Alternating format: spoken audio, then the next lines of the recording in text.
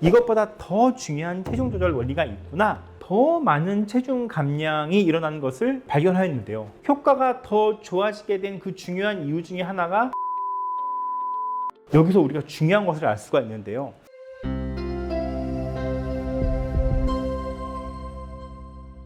안녕하세요. 당신의 가치를 더하는 메디칼 파트너 최용현입니다. 이번 영상은 지난 영상에 이어서 먹어도 살이 찌지 않는 방법에 대해서 알려드리고자 합니다. 지난 영상의 내용을 간략히 한번 정리하면 미국과 이탈리아 사람들은 똑같이 2600칼로리를 섭취했을 때 기준으로 미국의 비만율이 이탈리아 사람들에 비해서 4배나 더 높다는 이야기를 했었습니다. 자, 이를 바탕으로 이제 여러분들은 다이어트 방법을 이 칼로리 밸런스, 쉽게 이야기하면 적게 먹고 운동 많이 해서 칼로리 많이 쓰면 되는 거야, 이 생각에서 벗어나야 된다고 이야기를 했었는데요. 그래서 이번 영상에서는 먹어도 살이 찌지 않는 그 특별한 사람들의 이야기에 대해서 한번 설명드리도록 하겠습니다.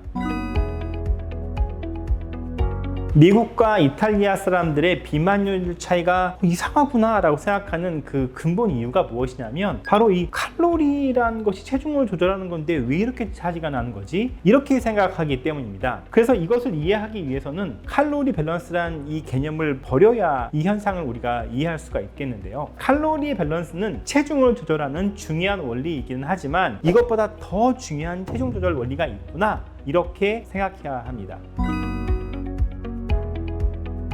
내용이 조금 어렵다 보니 역사적인 이야기 한 가지를 이야기해보고자 하는데요. 1970년대부터 비만이 아주 심한 환자들에게 위를 이렇게 지나가는 위우회술, 여기 이름이 조금 어렵게 쭉 있는데요. 이 위우회술이라는 것을 시행하게 되었습니다. 근데 이 환자들한테 이상하게도 음식물 섭취를 줄인 것보다 더 많은 체중 감량이 일어나는 것을 발견하였는데요. 심지어는 나중에 식욕이 증가했음에도 불구하고 예전의 체중으로 돌아가지 않는 것이 발견되었습니다. 그 원인을 조사해보니 그렐린, GLP-1 이와 같은 호르몬의 변화가 발견이 되었는데요. 즉 호르몬의 변화를 통해서 섭취 칼로리에 대해서 체중 변화가 예전과 같지 않은 모습을 보였던 것이죠. 이러한 계기를 통해서 호르몬이 체중 변화에 중요한 영향을 주는구나 라는 것들을 깨닫게 되는 중요한 이벤트가 되었습니다.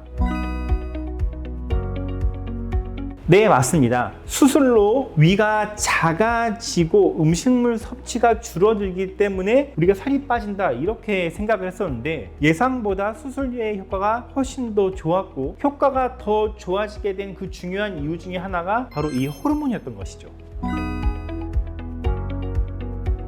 이 부분이 좀 어려울 것 같아서 제가 조금 쉽게 이야기 드려야 할 것 같은데요. 사실은 아주 쉽습니다. 호르몬은 크게 두 가지가 있다, 이렇게 생각하면 될 것 같은데요. 한 가지는 체중이 올라가는 역할을 하는 호르몬, 또 한 가지는 체중이 내려가는 역할을 하는 호르몬, 이 두 가지가 있습니다. 여기 표가 있는데 이 중에서 왼쪽에 있는 것이 체중이 내려가는 호르몬, 오른쪽에 있는 것이 체중이 올라가는 호르몬, 이렇게 보면 됩니다. 삭센다, 오젬픽, 위고비, 이런 다이어트 주사 들어본 적 있으시죠? 이러한 주사가 바로 살을 빠지게 하는 호르몬을 높여주는 역할을 합니다. 그 중에서 가장 대표적인 것이 GLP-1이라고 하는 호르몬을 높여주는 것이죠. 그래서 이 왼쪽에 있는 호르몬들이 올라가면 살이 빠지는구나, 그리고 오른쪽에 있는 호르몬이 내려가면 살이 찌겠구나, 이렇게 생각하면 되는 것입니다. 그리고 위우회술을 했을 때 나타난 중요한 변화 중에 하나가 바로 이 렙틴과 그렐린의 변화였는데요. 그렐린이라고 하는 호르몬은 더 먹어 이런 호르몬이었습니다. 근데